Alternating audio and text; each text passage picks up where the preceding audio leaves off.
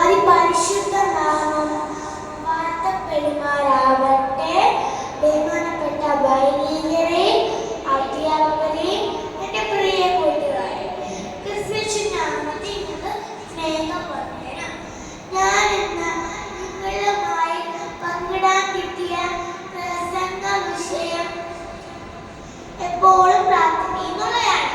പ്രാർത്ഥന എന്നുള്ളത് ദൈവവുമായുള്ള ഒരു സംസർഗമാണ്. പരിശുദ്ധ പരിമളത്തിൽ പ്രാർത്ഥനയെ പറ്റി പറഞ്ഞിട്ടുള്ളത് പ്രാർത്ഥന ശൈശവത്തിലെ ഉത്സാഹവും യൗവനത്തിലെ ആശ്രയവും വാർദ്ധക്യത്തിലെ സമാധാനവുമാണ്. കുട്ടികളായ നമുക്ക് പഠിക്കാനുള്ള ബുദ്ധി, ശക്തി, കഴിവ് പ്രാർത്ഥനയെക്കുറിച്ചാണ് ലഭിക്കുന്നത്. പ്രാർത്ഥനയെക്കുറിച്ച് രോഗങ്ങൾക്ക് സൗഖ്യം ലഭിക്കും. വിശുദ്ധ മാർക്കോസ് 14:32 പരീക്ഷ കപ്പടരുവാൻ ഉണർന്നുണ്ടാക്കി കാലത്തും ഉച്ചക്കുമായിട്ട് സങ്കടം ബോധിപ്പിച്ച് രക്ഷിക്കുവാൻ നമുക്കറിയാം.